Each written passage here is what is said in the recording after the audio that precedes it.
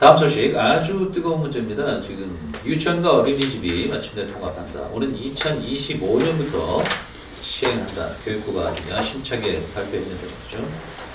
그러니까 이제까지 교육부 보건복지부로 나뉘었던 유아교육과 보육관리체계를 일원한다. 유보통합이라고 하는데 변호사님, 교육부가 아주 자신있게 내놨어요? 잘 될 것 같습니까? 이게 뭐 쟁점이 많더라고요. 저도 요 이슈를 최근에 공부를 했는데 이게 교육계에서는 아주 해묵고 오래된 현안이라고 하고 네네. 교육부가 주도적으로 하는 부분에 있어가지고 보건복지부에서는 일부 반발도 있다고 하고 네. 다만 이제 결국은 가야 될 방향인 것에 대해서는 어느 정도 총의가 모아졌다 이렇게 판단이 되어가지고 어차피 가야 할 길이라면은 네. 빠르게 신속하게 이렇게 잘 협의를 해가면서 진행되면 좋겠다 이렇게 생각을 합니다. 교육기획위원이시잖아요. 네, 맞습니다. 네, 더 관심 있으실 것 같아요. 네. 지금 만약에 그 길로 가야 되는데 쟁점이 있다면 뭘 볼 수 있겠습니까? 지금 아마 결국은 이 0세에서 5세까지의 아동들 중에서 네. 일부는 어린이집으로 가고 그 다음에 중첩적으로 3세에서 5세 같은 경우 유치원도 갈 수 있고 네. 많은 기준으로 네. 말씀을 드리는 겁니다. 유치원도 갈 수 있고 어린이집도 갈 수 있고 이렇게 돼 있는데 그 어린이집 같은 경우에는 보육에 네. 어떤 포커스를 맞추다 보니까 교육의 측면으로 좀 전부 다 와야 된다. 이런 부분이 어떤 명분인 것 같고요. 네. 다만 이제 어린 아동들 같은 경우에는 실제로는 보육을 해야 되는 것인데 유치원 같은 경우에 어떤 시설 기준도 있고 네. 조금 더 좀 크고 이런 부분이 있기 때문에 실상 이 어린 아이들 같은 경우에는 조금 더 이렇게 가정 어린이집처럼 이런 부분들이 꼭 필요한데도 불구하고 네. 이쪽으로 계속 가는 게 맞느냐 하는 문제도 있고 교원들 같은 경우에 수급 대학교랑도 연관이 있더라고요. 네, 양성하는 그 과외 문제도 있고요. 네. 여러 가지 문제가 있는 것 같습니다. 네. 황 의원님 어떠세요? 이 지금 젊은 엄마 사이는 아주 한 뉴스거든요. 저희는 그걸 전 이 기사를 보면서 딱 기억난 게 우리 처음 선임되셨던 교육부 장관님이 뭐 때문에 사퇴를 하셨죠? 그 우리 학년, 그렇죠. 초등학교 학년 그 문제에 대한 언급이었잖아요. 그러니까 그걸 늘리겠다. 네. 그렇죠. 근데 차라리 돌봄을 확대하겠다 이랬으면 됐을 텐데 네. 문제는 뭐냐면 그때 학부모님이 느끼셨던 정서. 그때 그 사퇴하셨던 교육부 장관님이 학부모랑 면담하는데 손을 잡는데 네. 학부모가 뿌리칩니다. 지금 당연히 이 사안도 똑같다고 봐요. 유보통합이라는 것이 그 이호동 의원님 말씀대로 계속 거론이 됐던 내용이에요. 근데 보건복지부가 생각외로 되게 지금 반발이 셉니다. 그래요? 그러니까 부처 간의 협의가 안 된 거예요. 네. 그리고 이 내용에는 아까 말했지만 이 어린이집에서 유치원 시설, 교육시설을 바뀔 때 수반되는 여러 가지 시설 설비의 조건, 네. 그다음 아까 말했던 인력의 수급, 그게 다 우리 경기도만 해도 25개 교육청의 조건이 다 다릅니다. 감당해낼 수 있는 자원이 있느냐, 그 인력을 구성할 수 있느냐. 네. 그럼 그렇게 된다면 교육과정은 어떻게 편제해서 다시 맞출 것이냐에 대한 여러 가지 섬세한 검토가 있어야 돼요. 근데 지금 같은 부처잖아요. 네. 그러니까 뭐 추진하겠다는 의사 정도는 피력하는 건 좋지만 이게 25년입니다. 지금. 그러면 한 내년에 이제 의견 수렴을 하고 4년도에 추진을 해서 정리를 하겠다라는 건데 저희는 교육은 모든 공동체 수기가 있어야 되거든요. 그러니까 지금 당장 아까 인력 양성하는 대학교에서 인력이 양성되는데 이미 진입한 청년들이 있단 말이에요. 그래서 고민을 좀 저는 하고 더 공론화를 해야 되지 않을까. 좀 많이 의견도 수렴하고. 지금 황 의원님 말씀하셨습니다만은 최근에 있었던 공청회에서 말이죠. 이 유보 통합의 긍정적인 의견이 37.6%, 부정적인 의견이 62.4%로 부정적인 의견이 더 많아요. 그리고 지금 얼추 그 유보 통합 예산이 15조 정도 있다고 하는데 교사 양성이 필요하고 또 시설을 정비해야 되고 또 이 유보 통합인 게 기간이 늘어나니까 그 인건비, 운영비 문제도 있을 것이다. 이런 얘기가 나옵니다. 이 의원님 어떻게 보십니까? 지금 황 의원님은 시간이 부족한 것이다 이렇게 보십니까? 일단 수기 부분도 있고 당연히 어떤 공감대를 형성을 해야 되는 부분은 그 부분은 정부의 의무인 것이고 지금 아마 이렇게 사전에 걱정하시는 부분 같은 경우에는 아까 뭐 학부모님 말씀도 하고 하셨지만 지금 저는 이렇게 생각합니다. 쟁점을 먼저 정리를 해야 합니다. 네. 지금 당장 우리 아이가 교육이라는 어떤 미명의 유치원에 가면 어떻게 되겠느냐 이런 걱정이 앞서실 것 같거든요. 네. 그렇게 해서 이걸 좀 세분화해가지고 예컨대 보육이 교육의 범주에 포함되어야 되고 포섭된다는 점에 대해서는 전부 다 아마 동의를 하실 거라고 네. 생각이 듭니다. 그렇다 그러면 예컨대 어린이집형 유치원이라든지 유치원형 유치원이라든지 예. 이런 식으로 직관적으로 바로 딱 와닿게 이렇게 분설을 해가지고 그 네. 완충지대를 드리면 네. 그러면 아마 그 부분에 대해서는 동의를 하실 것이라고. 왜냐하면 아까 말씀드린 것처럼 보육도 결국은 교육의 틀에 포섭돼야 한다는 것에 대해서는 다 동의하실 거기 때문에 네. 그런 식으로 좀 홍보가 선행이 돼야 될 것 같습니다. 어떤 절충형 인터페이스 말씀하시는데 황 의원님 어떻게 보죠? 이게 모든 정책을 수반할 때는요 현장 당사자들 의견을 들으는 게 기본 대선 정치거든요. 왜냐하면 네. 뭐 교육부 장관이든 대통령이든 우리 경기도의원이든 네. 국민이 주신 주권을 위임받아서 목소리를 대변하는 거 아닙니까? 네. 여태까지 이게 한두 번 이의 제기됐던 게 아닌데 왜 무산이 됐던 가장 큰 원동력이 뭐냐면 일단 시장 경제에 영향을 줄 수 있다는 거예요. 어린이집 입장에서는 당연히 0세부터 유치원을 보낼 수 있다고 판단이 되면 시장 영향력에서 지금 떨어질 수 있다라고 판단을 하는 것이고 지금 어찌됐든 유치원은 대학교 정규 과정을 거칩니다. 근데 어린이집 교사분들이 교육과정이 뭐 협소하고 적다라는 게 아니라 상대적으로 박탈감을 느낄 수밖에 없는 거죠. 그리고 아까 말했지만 또 이호정 말씀에 참 공감하는 게 이런 선행과제들을 빨리 갈등의 문제를 이견을 좁혀서 하나씩 해결해낸 다음에 네. 교육 마스터 플랜이 나와서 네. 추진이 돼야 되는데 그 정부에서 좀 약간 성급한 것 같아요. 그러니까 자꾸 주제는 던지고 추진하겠다 그러는데 네. 지금 모든 윤석열 정부의 정책의 이렇게 추진 방향의 어떤 찬반을 다 따지면 네. 대부분 부정적인 게 60%가 다 넘어갑니다. 그건 뭐 정책이 이런 거보다는 놀라는 거예요 지금 국민들이. 어? 이렇게 한다고? 이렇게 한다고? 저는 국민들 놀라게 하는 정책은 조금 가급적 속도 조절할 필요가 있다. 그렇게 근데 봅니다. 지금 이주호 장관이 좀 뭔가를 자꾸만 그 펼쳐내고자 하는 의도는 있는 것 같아요. 얼마 전에 그 대학정책실도 폐지하고 또 이번에 이제 그 유보통합인데 그런데 지금 이분이 그 연말까지 올해 연말까지 유보통합 추진단을 구성하고 자기가 지금 여론을 수렴해봤더니 어린이집도 호응이고 복지부도 좋다더라 이렇게 얘기하고 있어요. 이유. 이게 결국은 아까 우리 황 의원님께서도 말씀해 네. 주셨지만은 거의 교육계에서는 한 20년 넘은 이슈라고 하더라고요.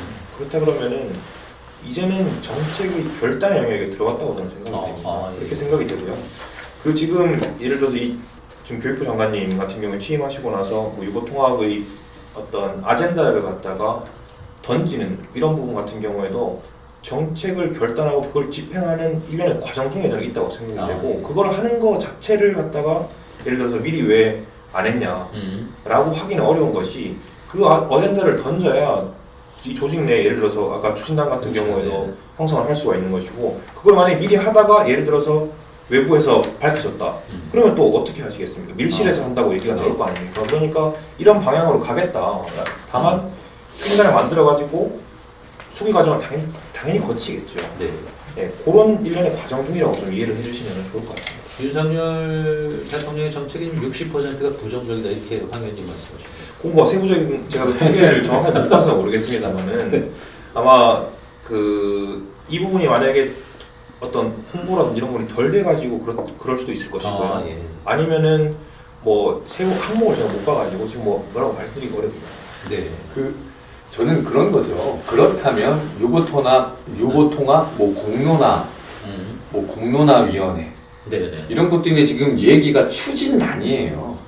그러니까 아까 이혼의 말씀을 역설적으로 바꿔보면 이게 한두에 묵힌 게 아니기 때문에 정책적 결정이 필요한 거 아니냐. 네. 해야 된다는 건 이미 다 역대 정부 어느 정부든 다 추진을 했었습니다. 그럼 문제는 뭐냐? 쟁점이 딱 떨어져서 나와 있단 말이에요. 그럼 그 쟁점만 해소하면 되는 겁니다. 근데 또 추진하겠다 그러니까 저기 정부에서 그렇게 추진하겠다는 강력한 의지를 하니까 또 당사자들은 또 갈등이 생기는 거예요. 그래서 사회적 갈등 비용을 정부에서 자꾸 야기시키지 말아라. 이미 쟁점이 나와 있으니 그걸 해소하면 자연스럽게 추진된 일을 또 추진단이라는 추진 이름을 붙여서 한다 그러면 당연히 국민은 두려운 것이죠. 네. 어쨌든 이건 좀 국회 동의를 거쳐야 되는 거잖아요. 네. 민주당 쪽에서 어떤 반응을 보일지 대단히 궁금합니다. 네, 오늘 네 가지 아이템을 도 의원님 두 분과 함께 해봤는데요. 황 의원님 이제 재선이신데 그동안 의정 활동하시면서 이건 가장 내가 뿌듯했던 경험이었다. 또 반대로 이건 좀 아쉽다 하는 점이 있으면 어떤 겁니까? 제가 10대 때 가장 저의 이 성취에 큰 영향을 준 것은 주민의 목소리를 그대로 조례로 반영했고 그 조례가 조례로 끝나지 않고 예산과 정책으로 실현됐을 때였거든요. 네. 근데 저희 율전동, 구운동, 서둔동, 이북, 당수동은 군소음 피해 지역입니다. 그래서 최초로 지방정부에서 최초로 군소음 피해 지역 주민 지원 조례를 만들었습니다. 그래서 도에서 그걸 만들었고 도교육청에도 군사시설 소음 피해 학교 지원 조례를 만들어서 네. 최초로 151억이라는 예산을 세워서 실태 조사와 더불어 지원을 했거든요. 네. 그러니까 이렇게 주민의 목소리를 대변하는 것은 어떤 말로만 하는 것이 아니라 우리는 어떤 조례 발의라든가 어떤 사무감사라든가 예산심의 네. 이런 어떤 행동의 결과물로 하는 것인데 그런 부분에 대해서는 저는 정말 많은 성취감이 있었다. 네. 왜? 제 개인의 성취감이 아니라 주민분들께서 정말 소통을 많이 하는 과정에 정말 이게 그럼에도 불구하고 정치구나. 내가 네. 황 의원님 때문에 우리가 정치에 관심을 갖고 지지를 보내야 된다는 걸 알았다는 네. 말씀 주실 때 너무 뿌듯했고요. 네. 뭐 드는 회의는 요번 11대 들어서 네. 임기를 제때 개원하지 못했고 정말 다급했던 민생 추경이 70일 이상 가까이 지연되는 초유의 사태가 벌어졌을 때 여야를 막론하고 정말 도민께 송구스러웠었고요. 네. 정말 우리가 그 도의원 선서를 하면서 맹세한 도민의 주권과 권리 증진을 위해서만 가겠다. 거기에 우리가 좀 당당할 수 있을까 이런 회의도 많이 들었습니다. 네. 이 의원님은 이제 현직 변호사시고 예결위원이시고 이제 교육기획 쪽에 이제 전문화되신 분인데 뭐 정신 없으셨다 이렇게 말씀 주십니다만 앞으로 이런 방향에 꼭 한번 법을 펼치겠다. 어떤 걸 들 수 있을까요? 일단 요번 지난달인가요? 행정사무감사를 처음 한번 마쳐봤는데 네. 행감. 네, 행감 사실 뭐 처음 임하면서 뭐 어떻게 해야 되는지 여러 부분도 고민이 많았습니다만은 뭐 세부적인 상황을 말씀드려도 될지 모르겠지만 어떤 남북교류협력기금의 집행 문제에 대해 가지고 제가 지적을 한 바가 있습니다. 그 내용을 보니까 사실 이게 기금이 상당히 규모가 큰데요. 이 부분이 적정하게 운용이 된 건지 예를 들어서 그 사업자를 지정하는 과정에 있어도 문제가 있는 것 같고 이런 부분들을 발견하고 지금 아마 시정의 감사도 하고 있고요. 네. 예, 그런 상황이 진행되는 것을 보면서 도의원으로서는 뿌듯함을 느꼈습니다. 네. 그리고 이제 앞으로 제가 의정 활동을 하는 것 같은 경우에는 네. 제 개인의 소신은 어떻게 생각을 하냐면 그 어떤 규칙이라든지 네. 특히 뭐 규칙이라든지 조례 혹은 법 같은 경우에는 개인의 자유 입장에서 본다 그러면은 자유가 전 제한된다고 생각합니다. 일부 제한이 될 수밖에 없고 예. 그렇게 생각하기 때문에 지금 우리 경기도 교육청의 조례를 보니까 한 200여십 개 정도 되더라고요. 네. 타시도 교육청에 비해 가지고는 한 2배가 많습니다. 이 부분들이 중첩되는 부분도 있고 행정의 비효율을 초래하거나 혹은 개인의 자유를 제약하는 부분도 있기 때문에 이 부분을 좀 정리를 할 생각인데요. 제가 뭐 이렇게 얘기하면 조례 발의는 안 하고 정리한다 이런 얘기를 많이 하던데 또 그런 부분들을 한번 네. 4년도에 한번 해볼 생각입니다. 민생 관련해서 저 일부 언론 보도를 보니까 이 의원님이 그 광역버스 5107번 네, M5107이요. 중간 배차제 촉구한다 이러셨어요? 어떻게 됐나요? 그게 참 안타까운 일인데 결국 준공영제가 실시가 되었거든요. 네. 지금 이런 부분들도 제가 아까 뭐 어린이집 형 유치원 이런 부분 말씀드린 게 네. 어떤 개념이라는 거 하는 거는 좀 관념도 지배한다고 생각이 들거든요. 준공영제하고 공영하게 되면 일반적으로는 좋다 네. 이렇게 인식이 될 수밖에 없는데 근데 시민들이 피해가 입어요. 그럼요. 그러니까 준공영제라고 하게 되면 일반적으로는 우호적인 여론이 높을 수밖에 없는 게 네. 사실입니다만은 실제로 준공영제가 실시가 되니까 중간 기착지에서 출발을 하게 되면 향후에 이제 대도시권 광역교통위원회에서 재평가를 할 때 페널티가 있는 겁니다. 네. 그러니까 결국 출발하는 그 종점에서만 출발을 해야 되는 것이죠. 그러니까 우리 청명역 같은 경우에 아침에 출퇴근 버스를 출퇴근 M5107을 원래 거기서만 출발을 하니까 앉아서 가실 수가 있었는데 이게 준공영제 하다 보니까 버스 회사 입장에서는 자기네들이 법을 지키려고 그러면 아. 여기서 출발을 해야 되는 네. 거고 못 한다는 거죠. 5107번 버스에서 안 쓰는군요. 네, 그래서 아. 지금 거기에 대한 이제 대안을 대도시권 광역교통위원회에서는 제가 이제 건의를 하기로는 중간 배차를 하더라도 사실상 이 부분 같은 경우에는 행정 재량 영역이기 때문에 나중에 재평가할 때 이 부분을 포함 아. 안 시키면 되는 거 아니냐라고 네. 했지만 그 부분을 우리 지역에만 아. 적용하기는 어렵다. 당연히 그렇겠죠. 그렇기 때문에 지금 이제 뭐 전세 버스를 투입하는 방안 등등을 고려를 하다가 이번에 또 파업도 있고 여러 가지 네. 있었습니다. 그래가지고 결국은 지금 증차를 2대 정도 해서 해소를 하려고 하는데 그럼에도 불구하고 주민들 여러분들께서는 아주 힘드실 것 이 같습니다. 법령에 꼭 그런 빈틈이 있더라고요. 네, 네. 지금 지역구가 영통, 일동이랑 원천동입니다. 아, 그러십니까. 네, 알겠습니다. 유치원인 어린이집, 유치원과 어린이집 진단 통합한다. 2025년부터 시행 잘 될까? 이 주제 여기서 적겠습니다. 네, 14번째 토니부 시간 함께 하셨습니다. 오늘 경기도의회 황대호 의원님 그리고 이호동 의원님과 함께했습니다. 두 분 고맙습니다. 감사합니다. 네, 토니 후보 14번째 시간 여기서 마치겠습니다. 고맙습니다.